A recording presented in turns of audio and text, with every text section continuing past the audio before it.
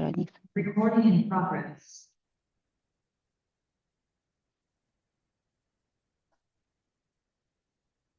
Hello, everybody. Welcome to the CMS virtual visit, part of the International Science Teacher Weeks. I think this is the very first time we are doing anything like this with a group of teachers in the main auditorium and a link up to CMS. So why don't you guys at CMS say hello and introduce yourselves? Hi, everybody. I'm Sonia, and I am Noemi here with me. Yes, we will be your eyes, your hands, your smell also. We try here in P5 to show you what we have here. Unfortunately, you cannot come in person, but we will try to do something that you do not regret. My name, as I said, is Sonia. I have some echo. It's quite strange, but okay, I will try to manage it. So I come from Italy, but it's a long time I'm here. I'm a particle physicist. I started as a particle physicist on accelerators, and then I moved to astroparticle. I do not belong directly to CMS, but I like to guide here. You will see. You will enjoy with me this visit. Thank you. Noemi, introduce yourself. No, Noemi will not. Noemi's hiding. Yeah. Oh, well, Noemi, she's amazing. She's another physicist. Yes, I give her the headset. Yeah. Hi, so my name is Noemi Beni. I'm Hungarian, I'm physicist, and I'm working for the CMS collaboration. Yeah, for the moment, I think Sonia is the star. She will guide you. I'm just helping with the techniques with Zoltan, and Zoltan should be in the main auditorium. Thanks so much. And my name is Claire. I'm a South African particle physicist. I moved over here in 2011, did my PhD and first postdoc on the ATLAS experiment, did a short stint in neutrinos, and then moved over to CMS. So I've been working on the CMS experiment since 2022. And we are all very, very excited to show you the CMS detector today. So Noemi, yay. Noemi is going to be operating the camera, and Sonia is going to take you underground and do a tour. If you have questions about what you're seeing, please feel free to ask straight away so we can talk. It's meant to be very interactive. Yeah, so as you probably know, the CMS detector is one of the 4 large experiments at the Large Hadron Collider. Here at Meyrin, this hosts the Meyrin site just across the road. I think you went there this week, is the ATLAS detector. And exactly on the opposite side of the ring is CMS. So Noemi, they're in the middle of the countryside right now, but it's very, very beautiful over there. The ATLAS detector, by the way, is the only one that's in Switzerland. All the other 3 are in France. And the LHC obviously crosses the border. So you have the protons that go around multiple times. They'd have to do, at least they don't have to do the border checks. So I think they're getting ready to go underground. Unfortunately, we cannot host you over at CMS right now. What you'll probably notice on the video is that there is a huge amount of work being done. We are getting, we're at the start of 4 very, very busy years of upgrading our detector, which means taking out chunks of the detector. We're taking out the entire inner tracker, building a brand new one. We're replacing parts of the calorimeter as well, doing upgrades on the muon system. So there's a huge amount of work that is happening right now. You can see there are some computers that have just been removed that are sitting over on the side there. So yeah, do you want to take over? Yeah, until they cut off. Sure, yeah. Okay, can we hear you? Can you hear me? Yes. Okay, so I'm just heading towards one of the door to access underground. So you will see, follow me.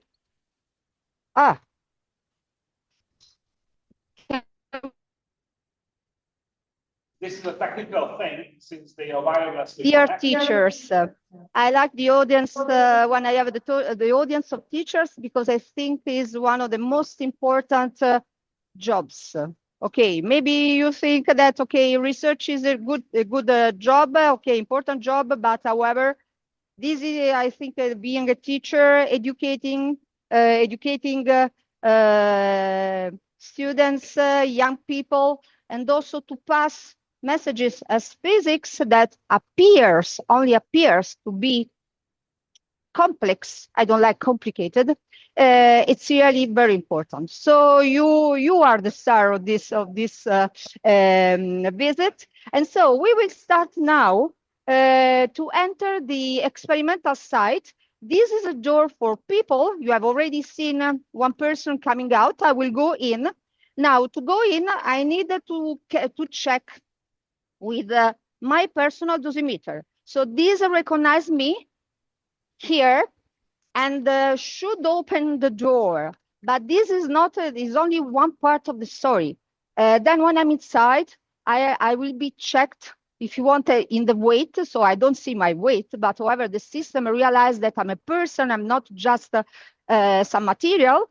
And then you see, I don't have anything on me because I'm not authorized to enter with the backpacks or material, and I need to wear my helmet on my head, because if I have is hanging on my hand, I will not pass, because there are infrared beams checking that I have nothing on me. And the third and most important, I need to check my iris, a biometrical check that is a double recognition that I'm myself. I don't know if you have watched the movie Angel and Demons. Maybe you know the story. Okay, here I need the two iris to be checked. So let's try if it works. My dosimeter. And also it checks if there is blood circulation in the eyes. Yeah, unlike Yeah, in no, Without but spoiling the you movie. are doing not the gonna work if you spoiler kill us. now, Zoltan. This is a spoiler. Okay, I'm in, and now I check. Okay, now he's going because you know, we are in Actually, a period I have to where confess we you don't that have, these days yeah. this system is disabled upstairs, but downstairs she will have to do. Yes, I know, but okay, I wanted to simulate, but I had no time. I'm sorry. Don't worry, you will have Okay. the chance on the ground. that's Now- deliberate right now.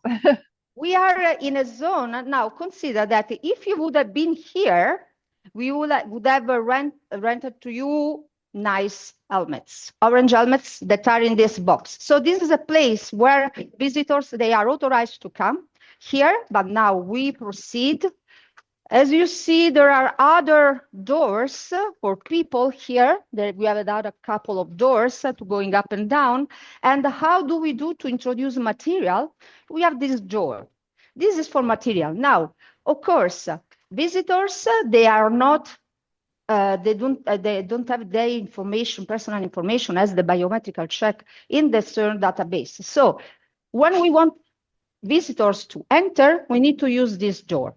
Okay, and this is where you would have come through. Now, the elevator is here. I think we will profit. I block it, and we will enter. I know that usually what happens here is that we lose the connection. So the moment we go down, I don't know if Noemi, she's ready. Okay.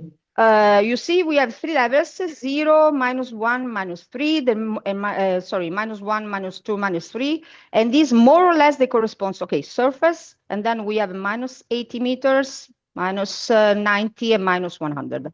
Now we go to -3. We go to the lowest level, and you will see here we will point the camera on this display.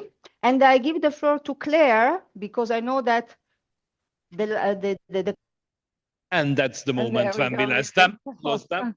We actually do have really, really good cell phone signal and Wi-Fi inside the underground cabins for safety Actually, purposes. they are on 4G. On the Mm. surface, they are on the French 4G network. Mhm. And on the underground, we have the Swisscom. Therefore, going down with the elevator is an international roaming. Due to the Due to the asymmetry of this roaming, on the way down from France to Switzerland, we always cut the broadcast. On the way up, however, from Switzerland to France, everything goes seamlessly. Make of that what you will.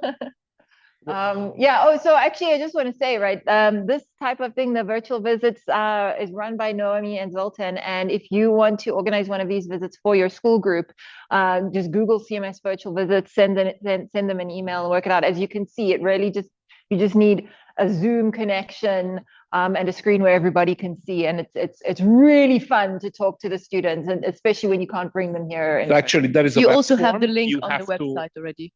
There is a web form you have to fill. Yeah, bandwidth is slow. Don't worry, they will have a bigger one.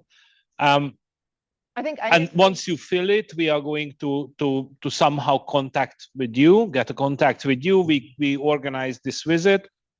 It is more or less the same, technically more or less the same. We use the same virtual visit webinar room, but we have a so-called surface team as well, so we can bridge these outages as well. Yeah, usually Zoltan and I, for example, we'll be sitting in the CMS control room chatting. Yeah, I'm quite picky instead of on. sitting here. But since you guys are here, we thought. Indeed, that's the reason why we are trying it today. This is the first time in our history, after something like 600 virtual visits, that we do it in this kind of a hybrid, semi-physical. Yeah, even we're the remote team today. Yes, exactly. Yes, exactly. So we try to bridge with Claire. Claire tries to bridge, and I'm just sticking my nose in it. Sorry, I'm mute now. That's awesome. He has the most amazing fun facts every now and then. Like every time I do a virtual visit or a tour or something with Zoltan, I learn something new because You see the color of my with all of bed. these cool things. You might imagine that I've been here since long. Yeah, I'm getting there too. I'm getting there. I'm slowly reaching your level of expertise. So your bed is not. Oh, so when they come back, I think they were going down to -3. So -3 is the very, very bottom level. It's the floor of the cavern.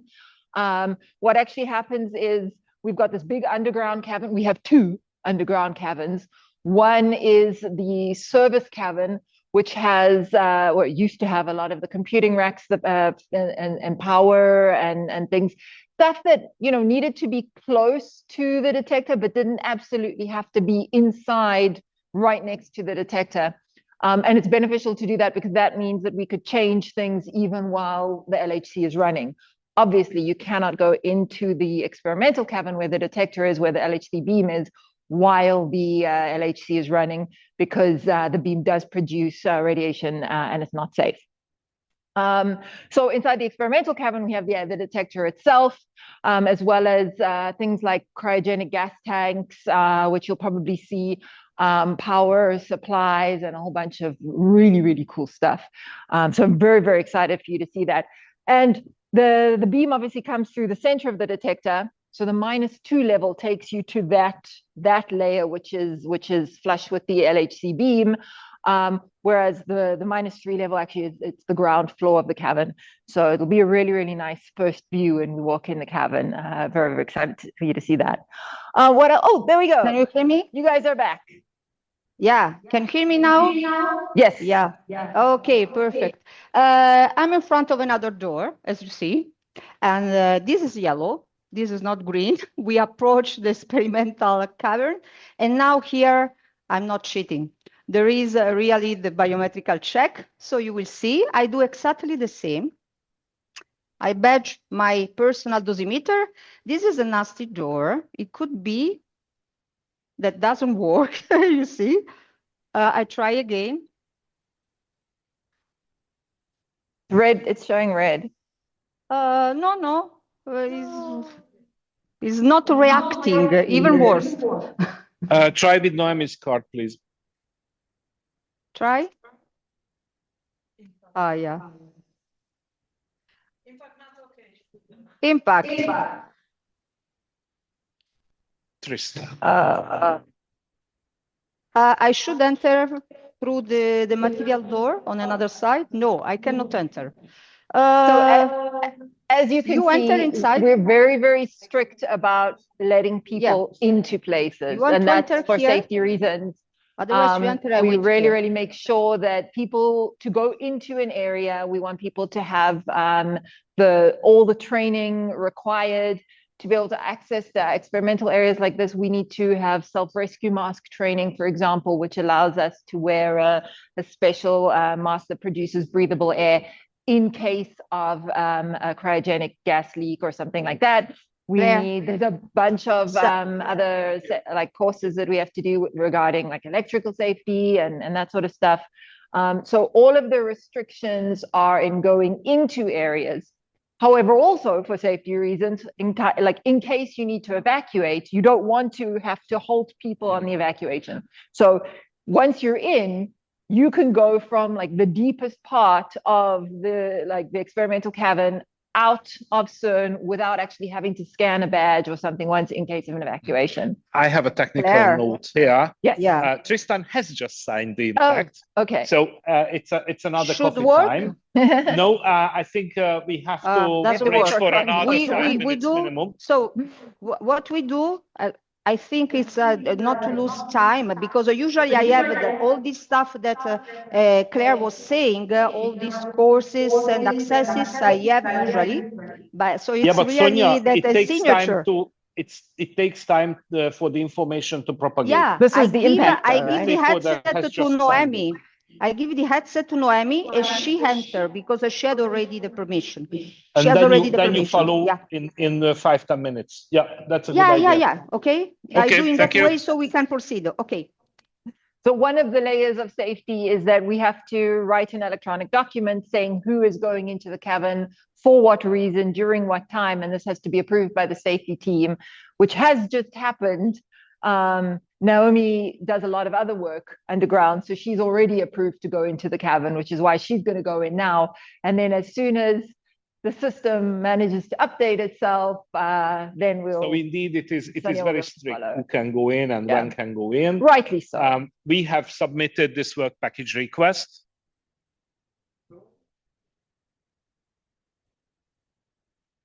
For the external visitors, we have a special access procedure.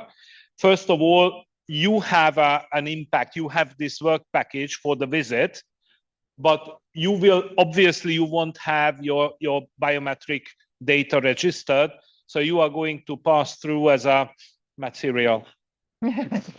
But please don't regard it as a safety issue. In this case, you all get a helmet which is equipped with a RFID tag, and we know where you are. Yeah.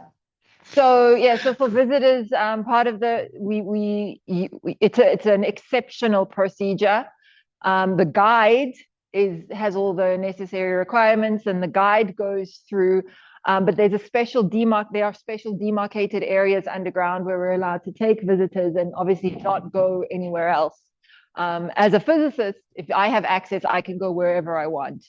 And then part of the training is learning where not to go and what not to do. So Noemi is allowed to go, and Sonia as well, to those places which I'm afraid you cannot visit.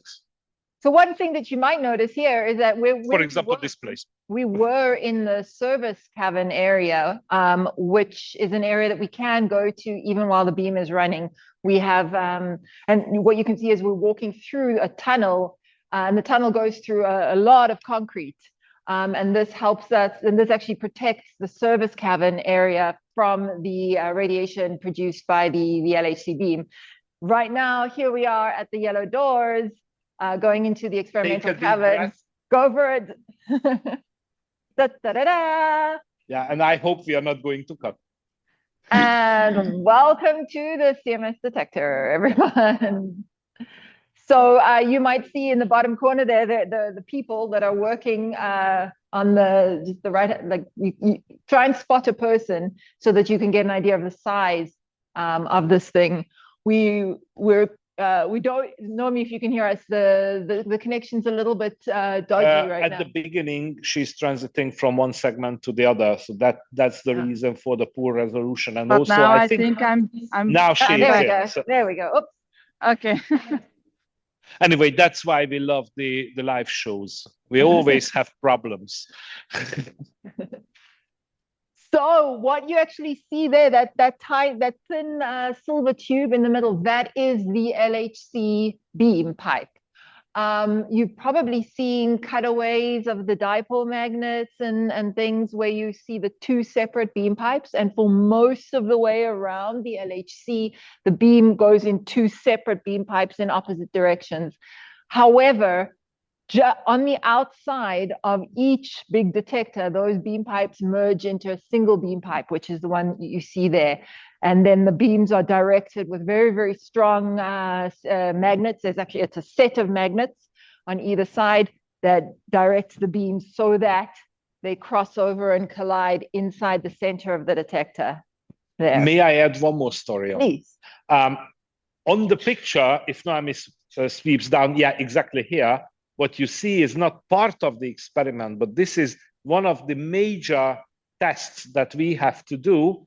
This is a so-called load test. We put something like 300 tons on this yellow stuff, and we try to raise it up to the beam height. And the reason for that is that behind Noemi, there is a, on the other side, there is the so-called nose section of Y1, one of the end cap plates. Yeah, she's going there. That we are going to replace during this long shutdown during the next 2 years. And that weighs something like this, this weight. And we have to remove it. We have to transport it back on surface and replace it with another one. Now you see this nose. So that this is something like a 6 meter diameter stuff with full of detectors, full of iron. So one interesting thing about CMS, and it's actually a difference between Atlas and CMS. The way that CMS is built is in slices. Atlas was built kind of piece by piece. They constructed the entire detector piece by piece down underground. Whereas CMS, we actually built the entire detector on the surface and then lowered each slice down through that hole. That's a big shaft that goes all the way up to the surface. Now, the heaviest of these slices weighed 2,000 tons. And they actually had to get a German company, incidentally, the same German company that built the stadiums for the 2010 World Cup in South Africa. They built a very specialized crane to lower these very, very precious, very, very heavy slices of detector down into the cavern. You can see the slices here, right? What that means, though, is that because our detector is built in slices, we're able to slide apart each of these slices so that we can get into the center and do work. And that's one of the slices here. This is like one of the end slices that you're seeing now that has been slid all the way out. And that nosy bit actually fits in. There's like a similarly shaped hole on the other side that the nosy bit goes into there. It's really pretty, right? It's such a pretty detector. It's like with the green and the red and the blue. So I tried to go a little bit higher to make a better view. Okay. Okay, that's fine. Zoltan, I think, is going to put a slide schematic on. Okay, but this is so much prettier. So what you can actually see here, so that yellow is a working platform. The beam pipe is still there. You can see the beam pipe is very, very fragile. It's actually suspended by a green strap to prevent it bending. The green strap is not a normal operation. No. I just want to make it sure. The beam pipe is supported few places inside the detector, but this is designed for the closed mode. Once we open, we have to have some temporary supports. The strap is the easiest thing. Otherwise, don't forget that if we wouldn't support the beam pipe, it would hang in midair for 50 meters approximately, and that would make it would make quite a bend, right? You can't really hang that would not allow the beams to go through. Yeah. Sonia's back. Let me just finish what we're, oh, actually, unless Sonia wants to take over, but what you see, that silver ring over there is our toroid magnet. Not toroid, sorry, solenoid. Solenoid. You had a toroid in We had a Atlas. toroid in Atlas.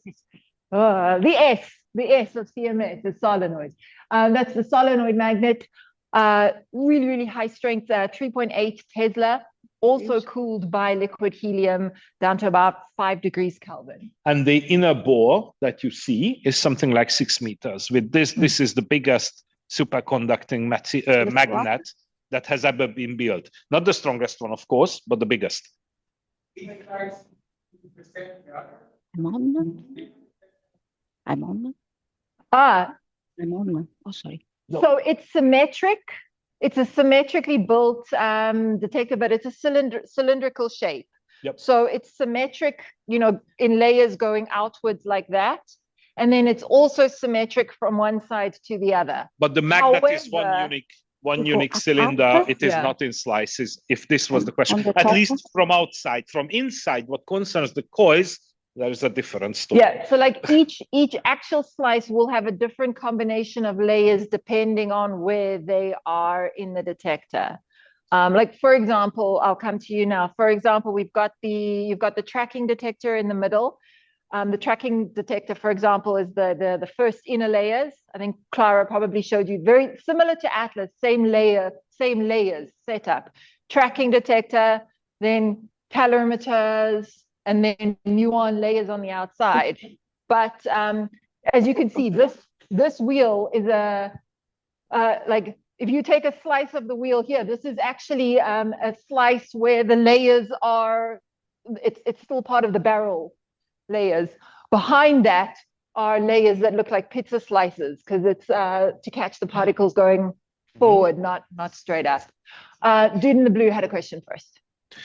Yeah, they told us in a previous conference that Atlas and CMS measure essentially the same values, but for reproducibility, but that they use different technology. Yeah. Could you elaborate on that? Sure. So just briefly, Atlas has 3 different types of tracking detector.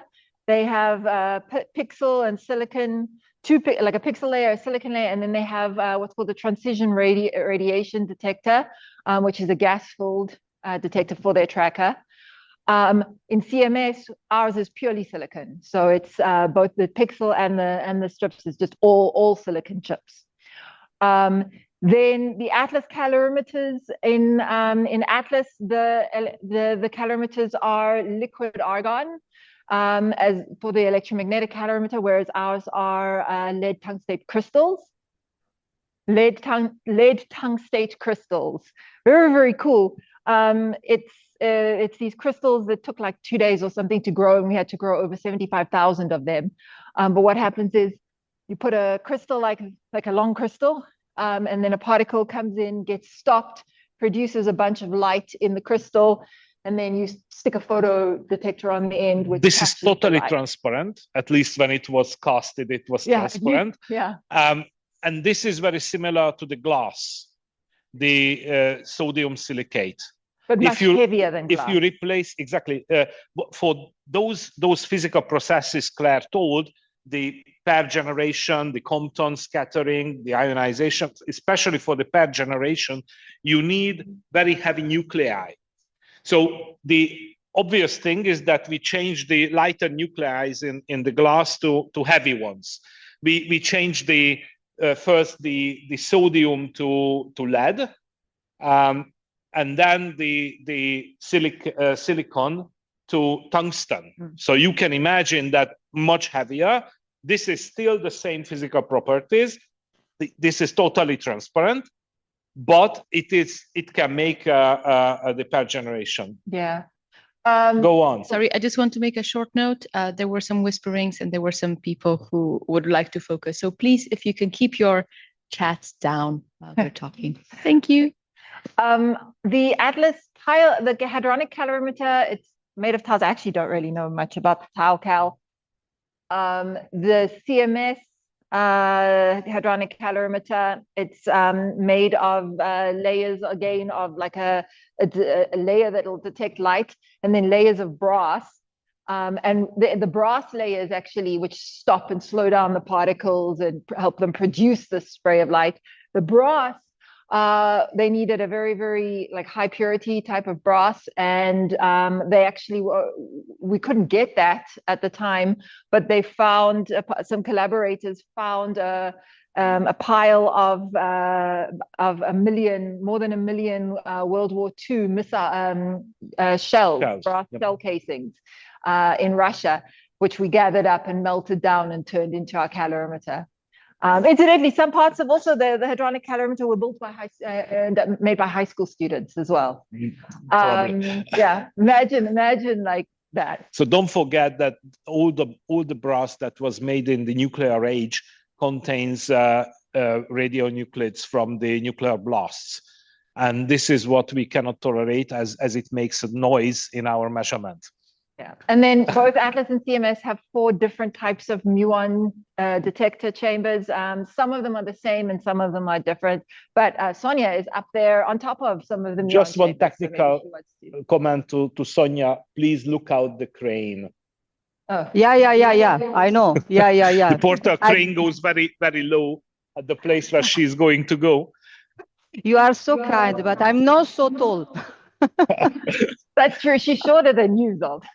No, you see, I succeeded to enter. I just had to wait the time of the system to allow me. This is why we wear helmets. Yeah, in fact, I'm on the top. I was just listening all the information that you were giving. Yes, in fact, diversity is always something good because we can detect the same things and we can cross-section the same things using different technologies. Now, okay, it's up to you to judge if you want to have multiple subdetectors to have your measurement or just one subdetector to do the measurement. But however, this is how usually at CERN we work, not only for Atlas and CMS, also in the past. In the previous accelerator that was called LEP, we had 4 detectors. And there, all the 4 detectors, they were detecting the same things, but with different technologies. And then we were comparing data, and then we were combining data. That is also very important. And this maybe my colleagues can confirm me what happens when the accelerator is delivering the particles, the beams to get the collisions. They should pay a lot of attention to the fact to deliver the same amount of collision in CMS and Atlas, because you know that the measurements, they are affected not only by the systematic errors that depends on the machine you are using, but also the statistical error. And of course, if you have less particles, your error bars from the statistical point of view, it's worse. And this shouldn't happen when you want to combine. So this is a sort of, we call it a scientific competition. That means that you always smile in the corridors, but you don't say anything until you uncover your results at the very end of the story. I guess I work on CMS and my husband works on Atlas. Exactly. So, you know, I want to ride the detector. But before you go on, yeah. Sonia, there is something to from you to the right. Yeah. That big silver box on your right. Yeah, that's it. That's it. Yes, this one. That's the liquid helium dewar that we have over the top of the magnet, the detector, and we collect there something like 5 cubic meters of liquid helium, and that's the way how we cool down the magnet. We just pour the liquid helium on. Obviously, we do not vent the helium out to the air. This is not a birthday party. We collect everything, the hot helium. Hot means something like 20 Kelvin, and reliquify it in outside the room in another one. Probably we will show if we have time today. Right. Sorry, Sonia. I couldn't Yeah, stand no, up to stick my no, nose. because no, you are right. Also because usually you know better than me, we cannot approach this in the other visits. So it was really worthwhile to stop me. And now that we have done the scientific part, let's just enjoy a little bit more. Okay, let's be less serious. So let's do as Leonardo DiCaprio and Kate Winslet on the Titanic. Come with me and let's ride the detector here. We have the best view of the detector here. Yes, we have also one colleague working there. And I was just waiting and listening to your answers. I was looking at him, and it's not easy to work on this platform because he's shaking each time he's turning, he's screwing something or unscrewing something. So you must, there is another, Claire, she was talking about some safety courses that we have to take when we are here. And in fact, this is one of the safety courses that you have to take in case you work in these conditions. So you see from here, we are on the top of a building of 5 floors because the diameter of this detector is 15 meters. And then, so this is one of the best views. You should see the beam pipe that is entering the detector. Okay, now we see the, the closing part, the cap. And if you look at the top, I know that you already talked how the detector was assembled, and we can see the big shaft that now is open, so you can maybe see some light at least, because the floor on the top is open, but when there is activity here, the floor is closed. It's a movable floor that we can open and close, and we can walk on the top.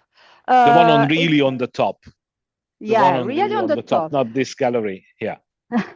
Yeah, and I guess Sonia, that we will go don't there. know, you don't see, but I can comment on that they don't see the upper lid, unfortunately. No, I know. We should go on the other side, maybe. I will see if we can go because there is the crane.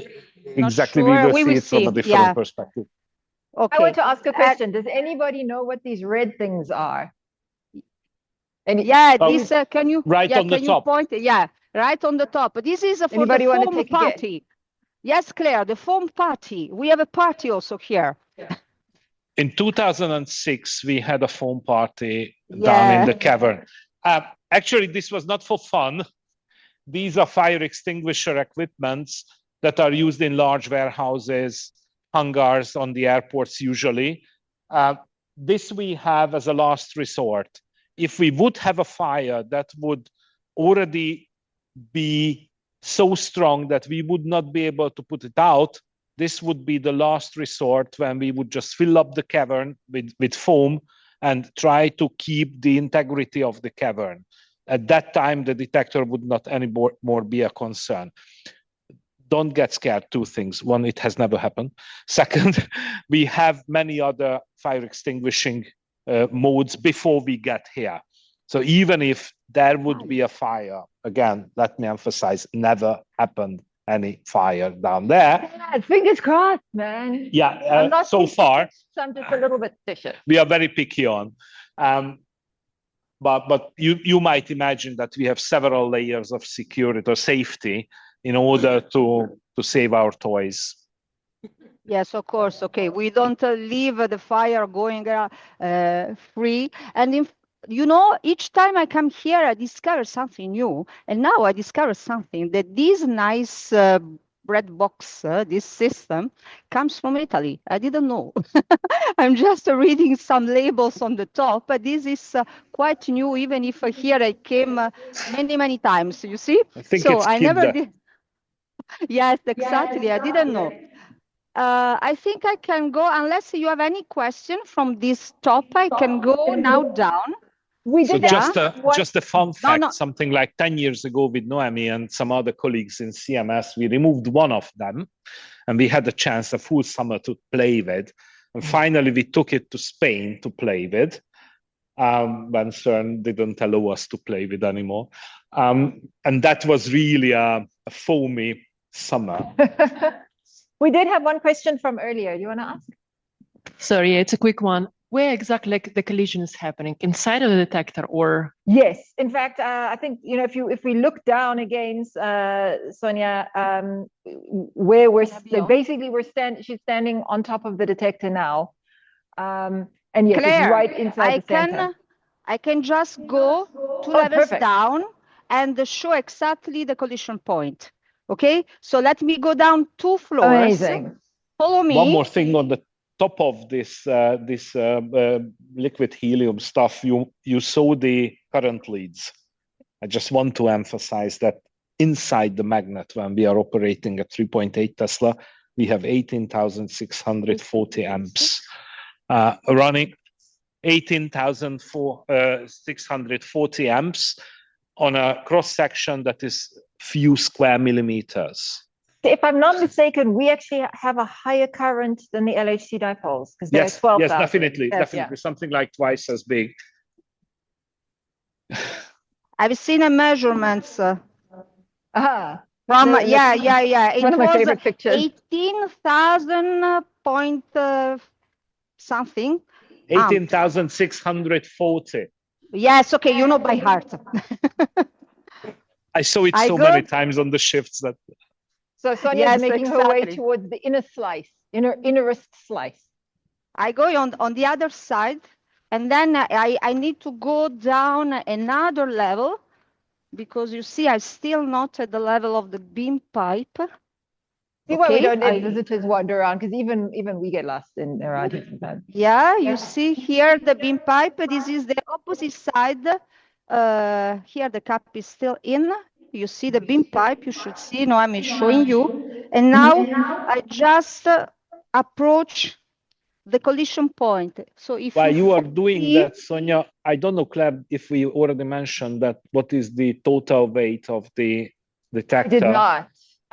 We have 14,500 tons. Yeah, we have I think 15 slices in total. Something like that. The heaviest is 2,000. You can see this is the side where we haven't moved any of the slices out. This is the end slice. So this is twice as that of the Eiffel Tower, and twice as that of the Atlas. Indeed, the Atlas is very, very light. We can talk about why it is so different from us if you want, but again, a fun fact: if you would put cling foil around the Atlas, it would float on the water. I already proposed. My Atlas colleagues wanted to kill me. Don't know why. Another fun fact. So what we've done here to build these is we've dug out a huge big cavern full that used to be filled with rock. So we've excavated all of that rock. Turns out it's about 15,000 tons of rock that you need to excavate for this cavern. Sorry?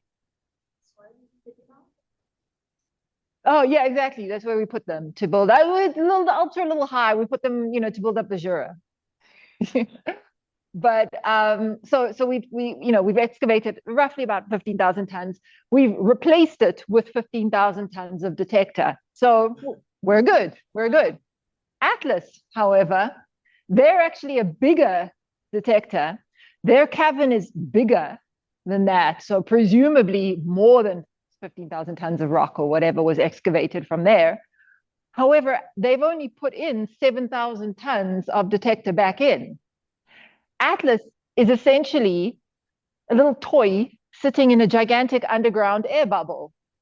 And ground, you can think of as a very, very, very viscous fluid, but a fluid nonetheless. And this underground air bubble is slowly floating up to the surface.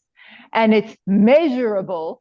It has moved up a few centimeters since 2006. And actually, it caused trouble for us before the start of this last run between 2019 and 2022 because of the Atlas in the tunnel rising a bit, but CMS staying in place. The beam, the position of the beam pipe had actually moved up slightly. The tunnel also surfaces very slowly. And we had to actually physically take lower down the magnets on the sides of the detector. This we couldn't do. That was one of the proposals that we that we go down something like 1 millimeter. But the Yeah. problem is that the central part where we connected all the hoses, I mean tubes, cannot be moved. The moving of that would take a major maintenance work. Yeah.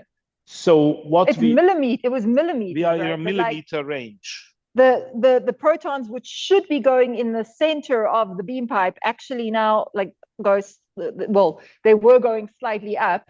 And so then I think the optics, they have the accelerator thing has to is make more corrections. What I heard, I'm working on the external part of the detector. So what I know from the internal, only from the technical coordinator, the previous one. So the problem is, you might ask, why are we so keen on keeping the beam really in the middle of the beam pipe that is in the center axis of the detector? Why is it not possible to make it 1 millimeter off? Even knowing that the center beam pipe is 42 millimeters in diameter. The answer is that it would illuminate the innermost detector, the pixel, in a non-balanced way, and would kill half of the pixel much earlier than the top of the pixel. That would make the pixel replacement period shorter. We have to replace the pixel detector by time to time. It cannot withstand that kind of radiation. Yeah. So it would shorten the lifetime of the detector. It's like sitting around a campfire, but you all sit around in equal distance around the campfire. If you move the campfire closer to one people, or then your marshmallows get way more toasted than everybody else's. And they got burned. Yeah. Sonia, back to you. Yes, yeah. No, I was listening. Okay. Now I have two things because I have many comments. I wanted to add other things to your discussions, but okay, I see that there is no time. So one thing interesting that maybe I can show here is that this is, because I know that you were talking about the fact that the assembly of this detector was made in slices, in wheels, from the top to the bottom. But I don't know if you mentioned that the distance, the diameter, the diameter of the hole, the shaft, and the diameter of each wheel, they differ just from of 10 centimeters left and 10 centimeters right. Okay, that is exactly this distance that you can see here. So you could imagine that that lowering this wheel was not, let's say, was something that they had to manage. It took 12 hours for the middle part, that is the heaviest part. And you see my hand here. This is the distance. This was the wall, and this is the wheel. Okay? Not too much swing so we could afford. Yeah, and now the center to pay the credit. So the reason for this, before Sonia arrives there, is not because we are so clever that we can make it, therefore we make it. But rather, the answer is that the most expensive part of the detector, believe or not, is the civil engineering. So the civil engineering to dig the hole, the shaft, and if we would have made the shaft 1 meter bigger, would have been much better for us, maybe not as much better as now, but it would have been much more expensive. And of course, all the money you might imagine that we try to spend on the detector and not on civil engineering. You look at CERN jobs. There are very, very few physicist jobs and a lot of engineer jobs at CERN because of this sort of thing. Yes, in fact, this is another message that we can pass, that at CERN, we have many different kind of expertise that they collaborate each other. So this is really, really important, many kind of engineering and also physicists. So it's not just the kingdom of physicists. We do not have, as you see, only theoretical physics, because sometimes let's say the idea is that at CERN, maybe not from you, of course, but okay, let's say normal or people outside think that Here there are only people thinking of numbers. This is not the case. As you see, we pull cables and we are very close to the engineering in general. And this is really, we are just showing you the crossing point, where we have the center and we have the collision. Of course, you should imagine to go inside. Let's say, okay, you just take 7 meters and half inside the detector. You meet the beam pipe, and there are the collision from left and from the right here in this point. What's happening? You might see Yeah. a bunch of cable cut You see? very brutally. Yeah. And that's because we're removing the tracker, we're getting rid of it. We're almost throwing it away. We are in the biggest transition during this long shutdown, the biggest transition since the original building. We dismantle many parts of the detector and we replace them with new ones. We increase radically the channel number from 120 million to something like 2 billion. And that requires the new technology, that requires that the old infrastructure partially need to be replaced. And that leads to these brutal moments. I have to say I'm a tracker person, so it's a little bit hard. And also, if I see a cable cut in a detector, I always get a cramp in my heart. Is there anyone from Pakistan here, by the way? Yeah. Sonia, can you walk over to the other side? I don't know if yes. So you want to show me the black? Yes. Okay. On Y4, you will see. Yes. When I was talking about the cap there was this red wall. The parts of the detector are built by lots of different people, groups, universities, I can even show. I can we get very proud of ourselves. The flag. Yes, you might see the flag over there. Yeah, you see the flag? Yeah. People usually they stamp their flag or their university or their lab name or something on the piece. These detectors are probably the nicest example of how the humanity can work together. People get very proud and of your group. Yeah. There's an Ecuadorian team who's at CMS these days working underground, and they've all got like blue t-shirts. Also a Hungarian one. But are they in the blue? They are blue. No. Are they wearing the blue t-shirt? Yeah, the Hungarians as well. Yeah. Cool. Down or we go to go? So you get like, yes. I have a curious question. Awesome. When you are shutting down this entire detector, which part did you start dismantling and why that part? Oh, that is such a good logistical question. Because as you can see, it's really, really, really complicated. Now, what's happening right now is that we're replacing the tracker, which is the inner bit. We are replacing those nose bits. We also are going to take out some other parts of like the ecal and stuff and some other detectors to do some refreshers and things on them. And there's quite a bit of space in here, but not a total amount of space. So we can't, you have to think about this in a very like step-by-step procedure. Additionally, you also have to think about the radiation concerns. The easiest thing to do would be to open it all up, take the tracker out first, because it's right in the center, and then you can work around it. However, the tracker actually got the most of the radiation. So you can't remove it first. You can't, because we can't have people physically working there, like holding these things and pulling it out. It just it's not safe. So that has to be delayed. So and then also you can't, like a lot of these pieces of equipment as well on some of the stops, the shielding that goes around. You can't just leave it lying around, because then there's no space to bring new things in. So they have to go up to the surface. We've had to build a few extra buildings on the surface at CMS to store things. We had to build a whole extra radiation area to store the tracker or other radioactive bits. I would like to make a very serious comment here on the levels. This radiation that you mentioned is high, but not as high in a nuclear power plant. What we have is something that might be a little bit behind, a little bit higher than the legal limits. Therefore, we have to be very strict on the accessing, the working on.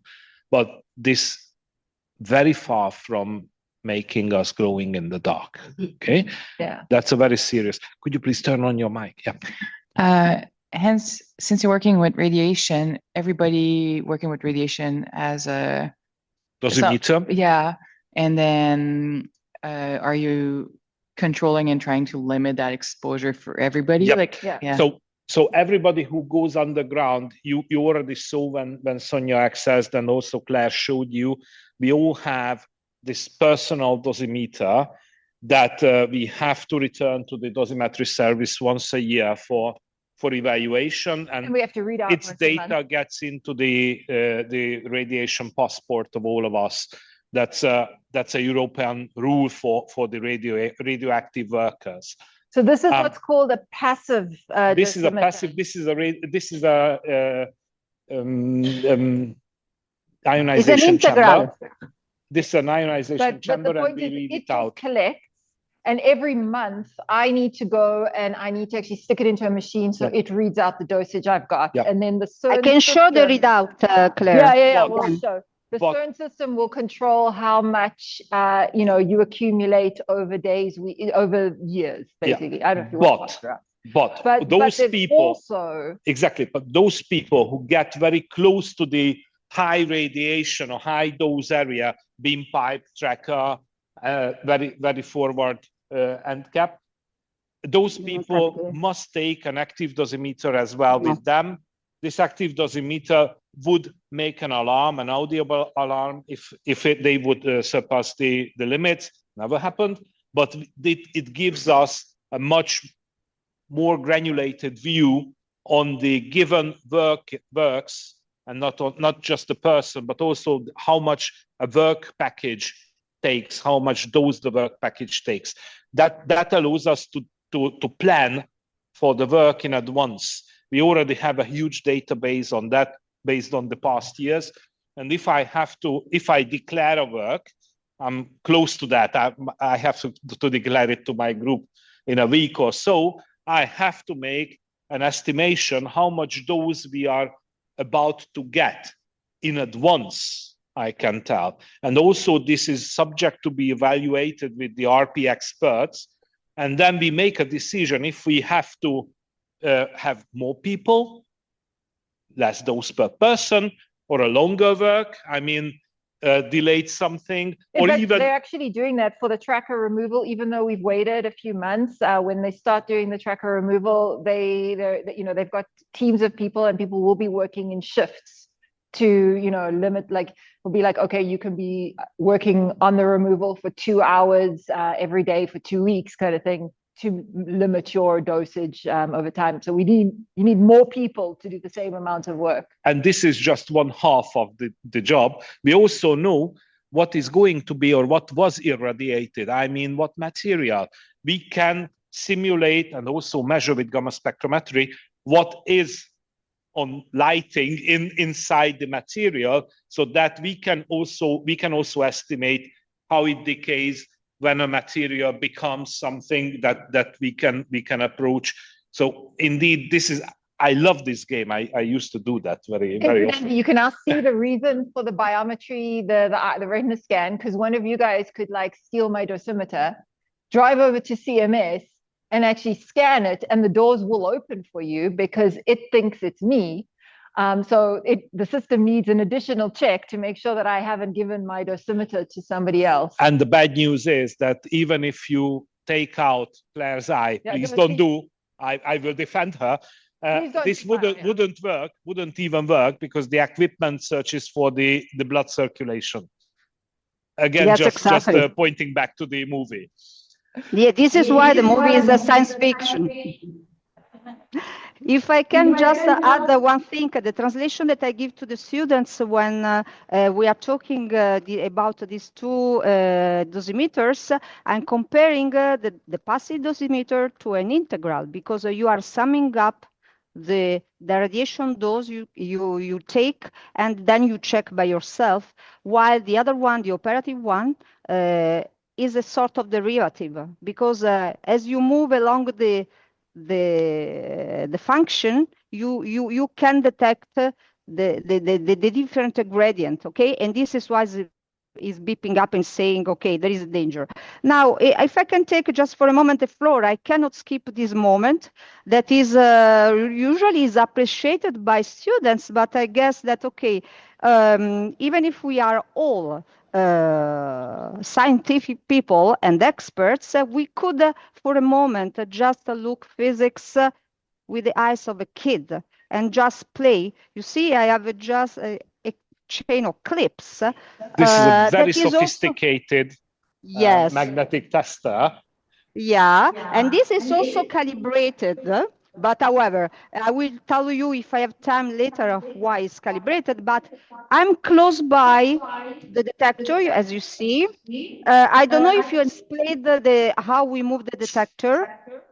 These are, I call them feet. Technically, they are called pad. And you see that there are tubes here. So how do we move these slices? Because we said that we can we assemble the detector and we can open the detector as an accordion, but we never said how we move each wheel. And so the movement is made by some cranes that we have there. You can see the crane. Noemi is going to show you, and that there are some cables that you can see, but this is not enough. So we pull the wheels with the help of these cranes, but here we pump also compressed air. So we put some grease below, we pump compressed air, just let's say to lift a little bit the wheel, and like then we hovercraft. can pull, okay? But this is a crucial piece, let's say. We have many of the detectors. But we can also do something very fancy here, because we have a residual magnetic field here. And as you see, I can just put my shape. Hope that this is enough. Okay, sorry. Yeah, here. You see? I don't want to touch it. Okay.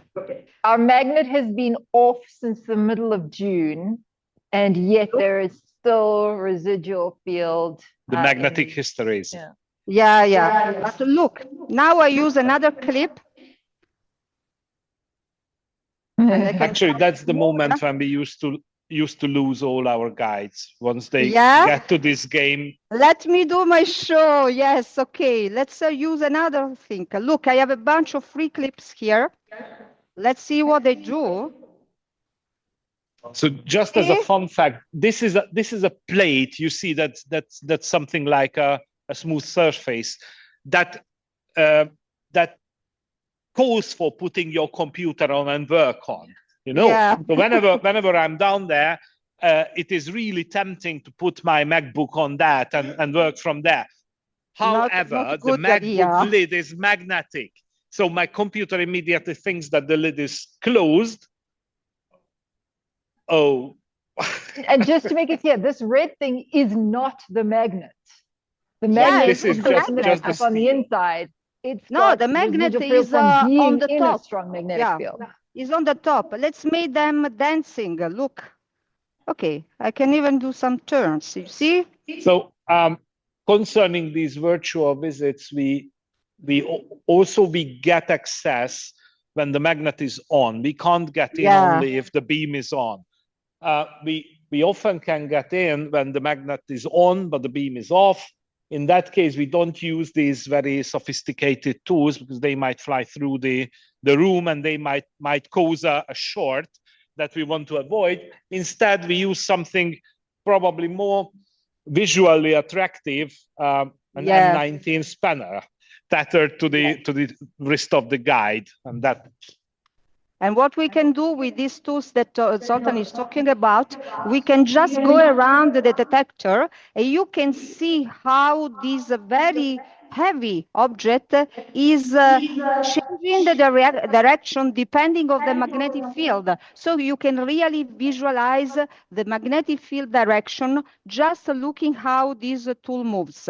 But going back to the flying, I have something that flies when we did once. Okay, this is dangerous. So we do here when there is the magnetic field. Now I think it doesn't work, as you see. So there is a duck, you see, just a duck. And this duck has a clip. And usually when, oh, sorry, he was escaping. Yes, okay, this was gravity. Noemi she's suggesting. Usually when when I have this duck in that way and the magnet is on, this duck flies up. Okay, now of course I cannot do this as you see, but I have a backup for you. I have the bat duck. So I introduce you the bat duck and okay, that's it. I'm happy that you are laughing, okay, because this was the aim, you see? And this is what I use when I'm outside, because we can feel a fringe magnetic field from the detector, even if we are not in the cavern. So just to give you the idea how strong is this magnetic field. And as of course, outside, I cannot make my duck flying. I can do the bat duck outside. And now I'm using here because of course, the other duck doesn't work. Now, maybe what I can do, if you don't have questions from the cavern, I can come up and maybe quickly show the assembly hall. And if there are any questions, I will try to follow you. I don't know. Let me know. We actually have a question right here. Can you use your microphone?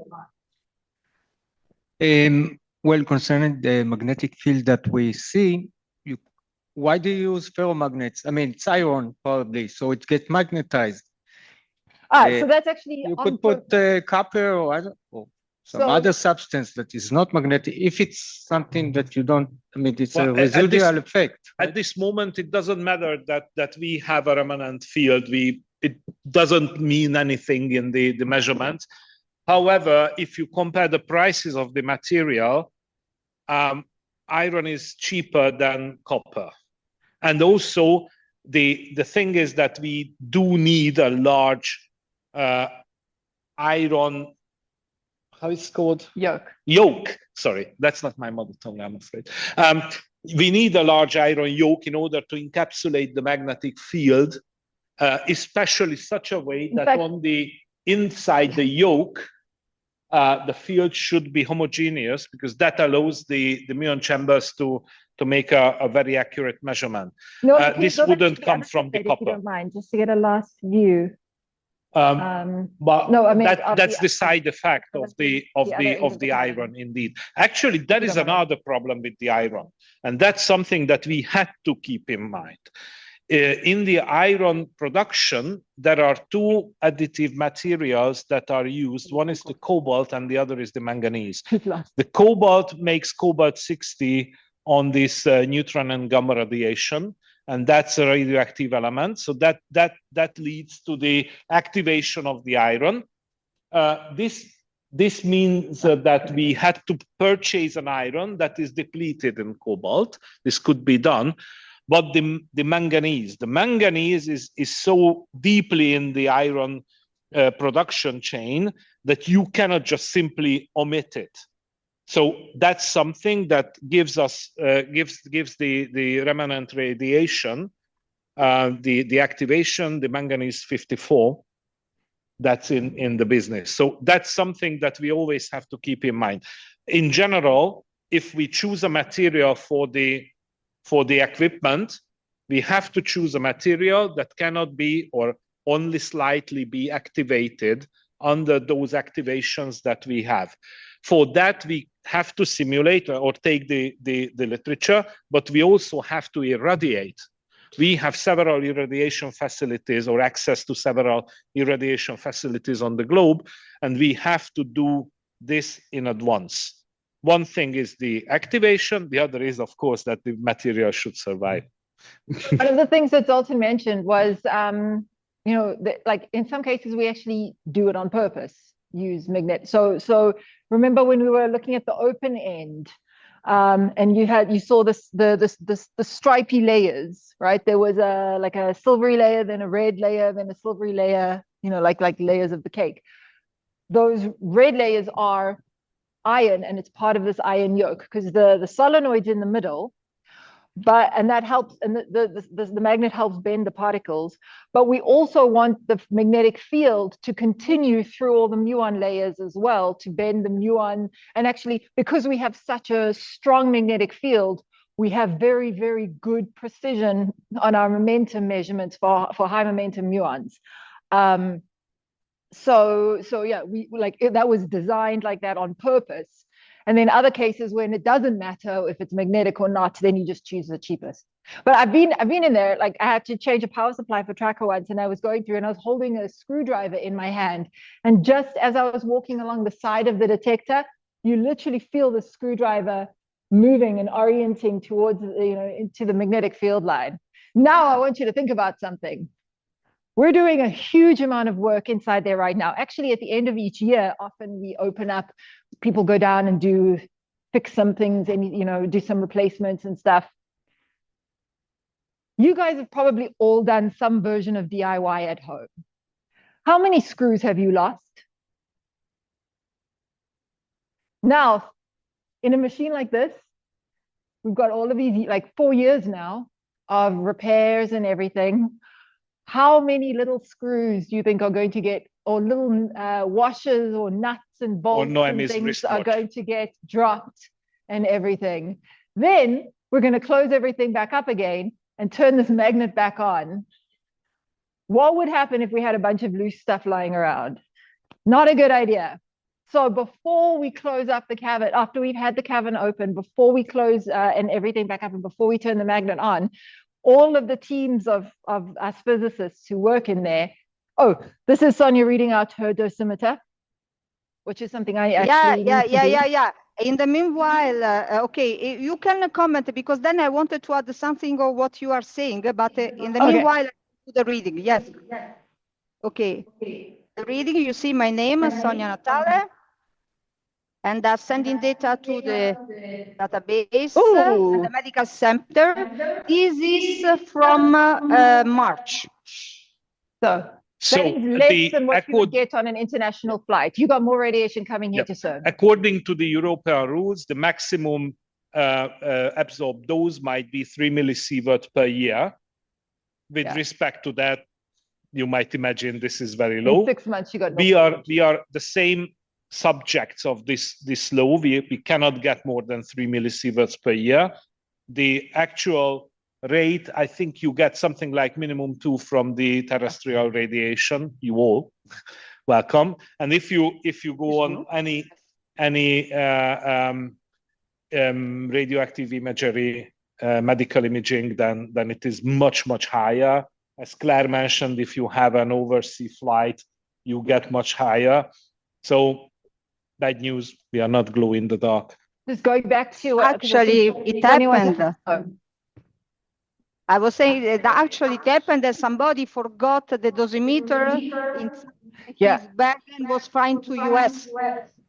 And then he was checking, when he was back, he was checking the dosimeter here, and you can imagine the reading.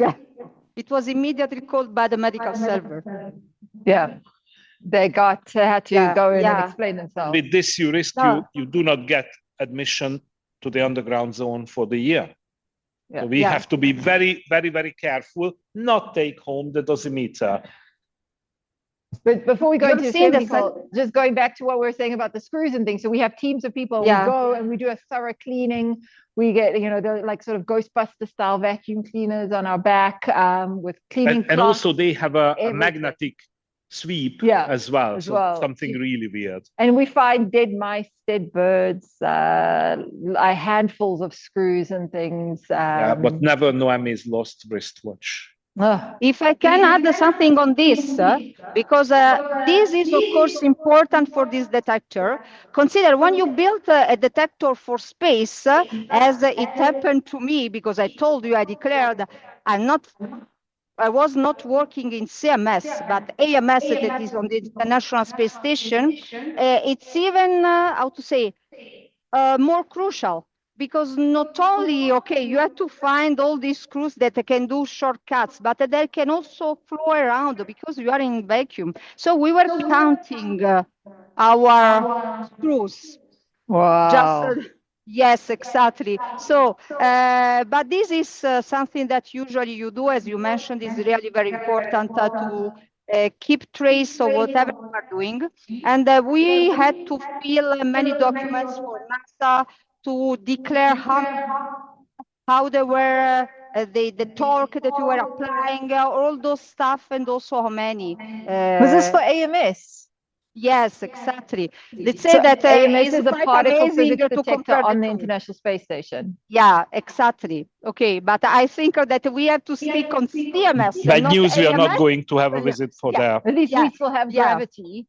So when our screw falls, it falls down. It's like Yeah. kind of stays there apart from the magnet. Yes, They would- exactly. There is not. There is another problem. I'm in the assembly hall now, as you see. I told you that there is a movable floor, and now the floor is not there. This Maybe is the you lid can see. that Sonia tried to show from below. Yeah.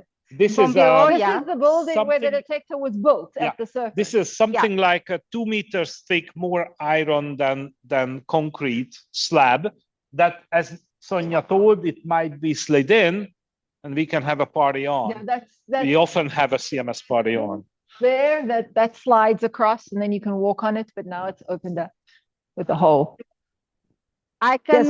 This is where this is the building that the entire detector was built in. So Yeah, when the maybe detector I can was show you built, that. Yeah. Yeah. so big this hole. is Yeah, the yeah, go. large hole where the detector was built between 2000 and 2006. That is on the surface, as you might see, everything, the light that comes in, that's really sunlight. And then once it was fully built and tested, I remember in 2006, we turned on the magnet. Unfortunately, we didn't need to run. Good.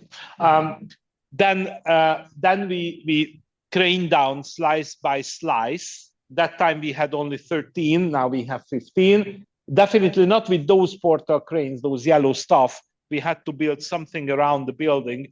This is no more called crane anyway, as far as I heard. This is called logistic meshing.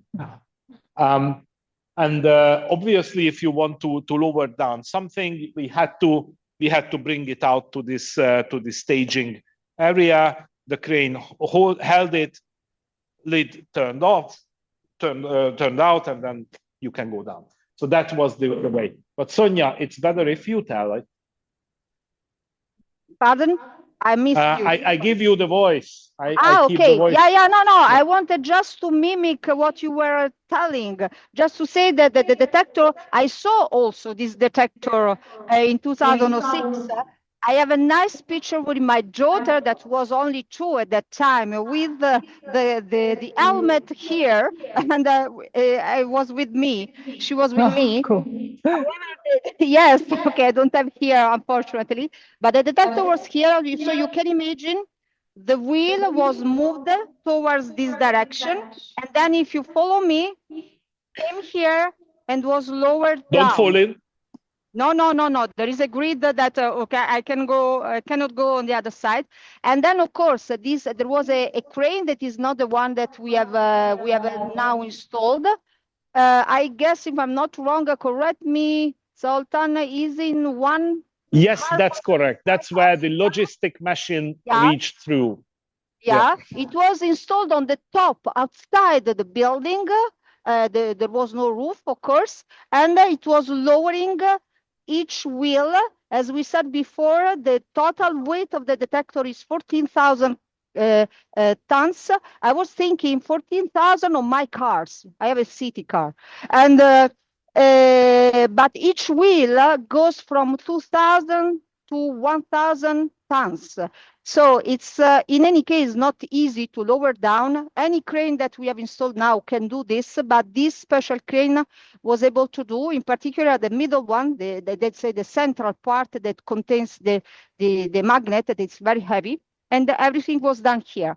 It took 8 hours for the lightest pieces and 12 hours for the heaviest one. because as we explained before, okay, the diameters of the wheel fits almost precisely the diameter of the shaft. So we had to avoid to have a huge pendulum going down, which means that this is something that I asked to students to calculate the speed we were using to power the detectors, the wheels, assuming that we had an uniform motion. And of course, a straight line, I hope. Sonia, I would like to ask you to show us the new nose. HG car. Yeah, the HG car. The new That's nose. on the. That's in front of you over there. Yes, Yeah, exactly. yeah. That We guy. go. Yeah. That's going. That's even now is being built. What you see now is only the skeleton, the scaffolding, the absorbers. The detector parts are not yet loaded, and also the second one is not yet built. That's. We can go. That, like this, that fits in. That nose part is being replaced by Something like 300 tons. Yeah, we are trying to approach closer. We can go here, no? In those we are pockets just on the turning bottom, around. my detectors will come in. Well, You on, guy. yeah. No, it's better here. So we are trying to sneak inside. Let's give us a few minutes. Yes, okay, here. And here we are. So this is not the Orion capsule. No, I'm 1.60 meters. So I'm your ruler now. You can see? These detector the modules. So what makes them special? It's the first time we're actually building a calorimeter to measure the energy of particles with silicon chips. And these are going to run at minus 35 degrees. So what's actually happening now, all of these tubes, they're doing a cold test on the structure to make sure that it can handle the being sitting at minus 35. If I can say something, this is from my experience, just to compare, to make also a comparison with AMS. You see, these are flat cables that are bringing the electronic signal to the detector. You see how large they are. Okay, you can maybe fit. Okay, this is my finger. Okay, something like a 50 in AMS to conductor. gain some weight, because okay, when you bring a detector in space, you have an issue of the rocket that is lifting you up, and so weight with the pace you have a weight, a constraint on the weight. We had to cut to reduce also the redundant lines, just to gain some weight. Here, of course, there is no problem with the weight. And the other problem with these flat cables, I'm afraid I know this. This is the plastic is PVC, and we are not allowed to use it in the cavern anymore. But I think you had a question earlier. Just press the button. I had several questions. One was a stupid one. No such Sorry, thing. please forgive me. No stupid questions. The question is, like, do you guys use medicine to remove that's in your system? Like, do you have a pill? You see that radioactive that is coming into your body. Yeah. Like, how do you have a medicine that you take to remove it, or you just go and wash it out? How? So for the type of, we don't allow people in the cavern while the LHC is on, because the primary radiation is gamma rays. But then when the equipment has been feeling these gamma rays for a while, then they get a different, then they get like ionized and stuff, but then they emit a different type of radiation. And actually the best form of defense that we have against that type of radiation is our skin. So we know that your skin is a great barrier against I think it's beta and alpha radiation. Yeah, but we don't go in that direction usually. So the question, if I understood, was whether we take any pills against. No. Yeah, because we don't need to. So we go in another direction. we do not go in to those places where the radiation is high. Yeah. Obviously, you might see I am an idiot, but not as much. So obviously, we are not risking our lives or our people lives. It's not just a legal, it's a moral thing as well. I would say that it is not needed to go into those places where the radiation is high. Yeah. We can calculate when it becomes low. We have the ways to handle if it is high, you know, the further, shorter time, whatever. But we are very much on this ALARA things. But another preventative thing on that same note, though, is we do not allow food or drink underground because then now you're bypassing the skin barrier. Exactly. So no licking of the we work detector. on the prevention rather than cure things. You had another question? Yes, I had another question. Okay, my question is, once you're done building the entire system, like, do you do a couple of tests to ensure that everything is working as you want, or you wait till the last minute where you test everything at once, whereby your hearts now are like this, like you don't know what's going to happen? We absolutely do not do a couple of tests. We do thousands and thousands and thousands of tests.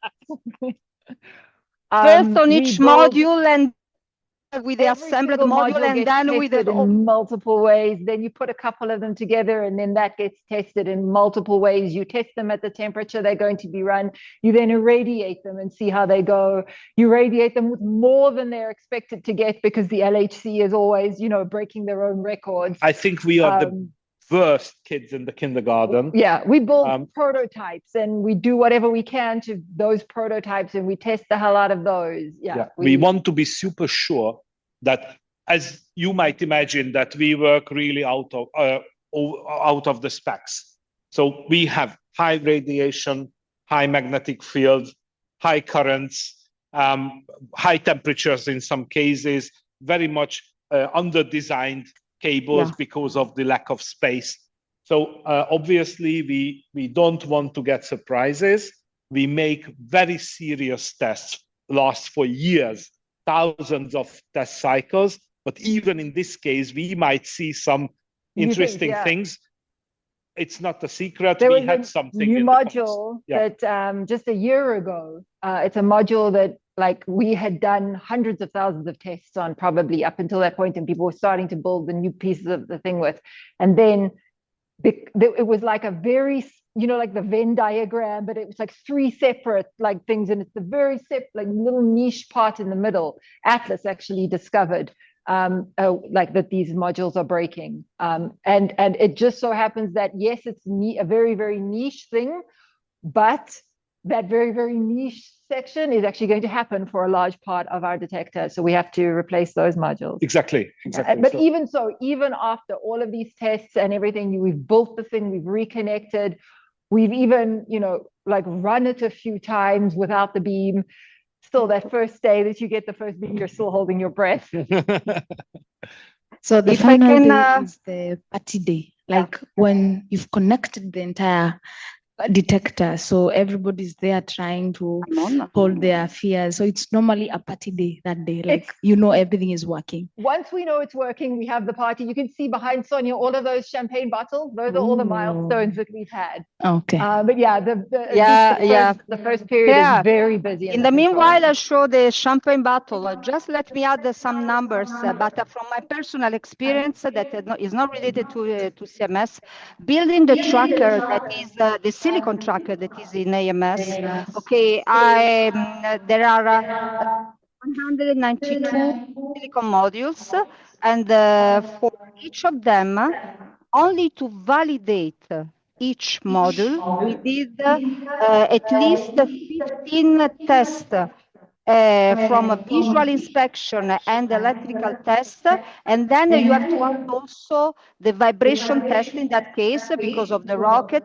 So you see, if you multiply for 192 and then you multiply for all the subdetectors that you have in your total detector, you see that, and then you have the housekeeping data that they are continuous controlling of the functioning of the detector. So this is really something that we do constantly, and that it is done also, of course, in CMS. And you can guess, as Claire said, if your modules, your detector is dying or not, is working properly or not. Coming back to the battles, again, because we are not only thinking about the physics. So you see, each time there is something to celebrate, we choose the Porto, or you see, first LHC collision in CMS. And what is yeah. very nice in this game, that whenever such an event happens, we grab 2 bottles at the same time. One bottle we drink in the control room. Obviously, we don't get drunk. We have too many people for that bottle. But the other bottle is taken by the spokesperson and the technical coordinator to the control room of the accelerator, because obviously this achievement would not be able to be made without their work. So this is something that we all do, all the detectors around the LHC, that's the way how we thank them their work. If you would go to the CCC, you will see the bottles on the side. It's already done. Okay. Yes. So you see, if we have any moment to cheer, yes, of course.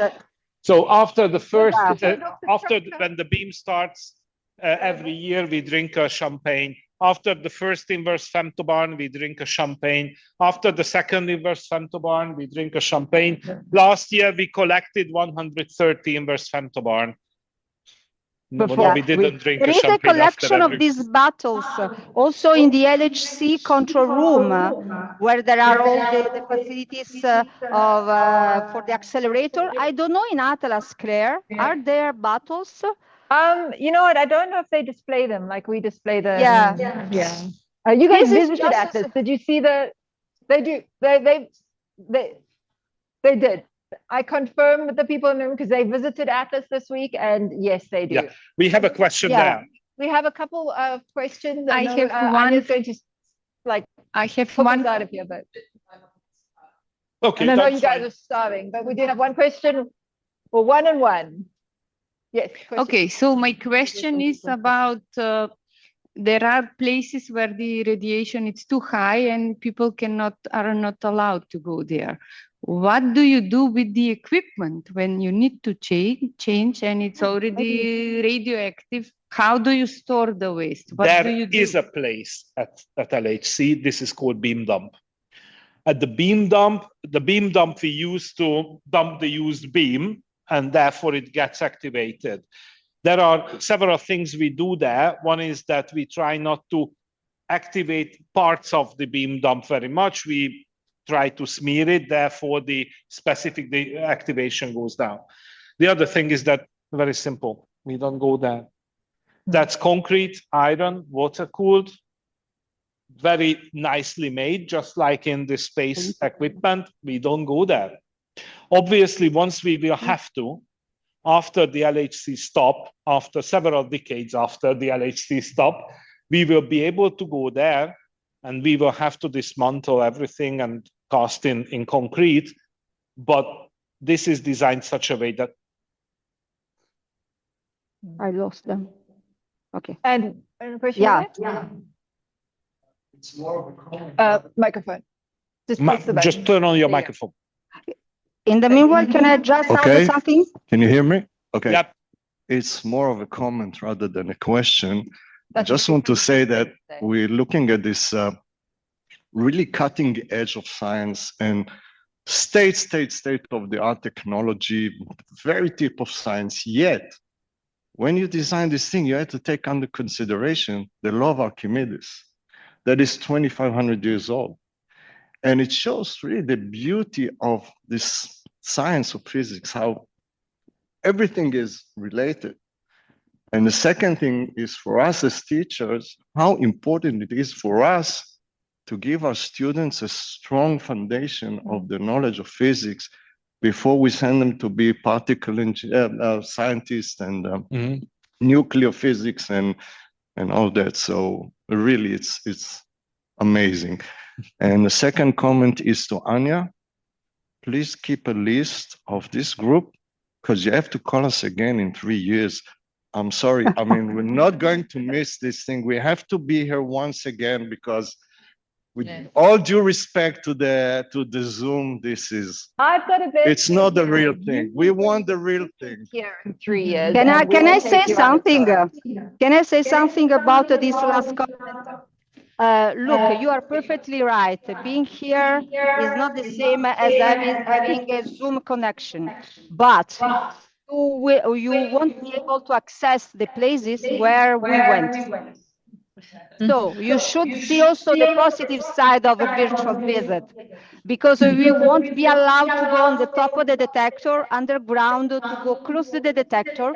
There is a balcony. You stay there, you enjoy the detector, if you are lucky to enter the cavern. Otherwise, you stick outside. So it's I not think, convincing. I'm sorry. no, I tell you, okay, you can ask people that were already here in person. However, just I can confirm grabbed that as well. Yeah, because when they come here, if you are lucky, you enter the cavern, if there is no data taking. Otherwise, you stay outside, so you even don't see the detector.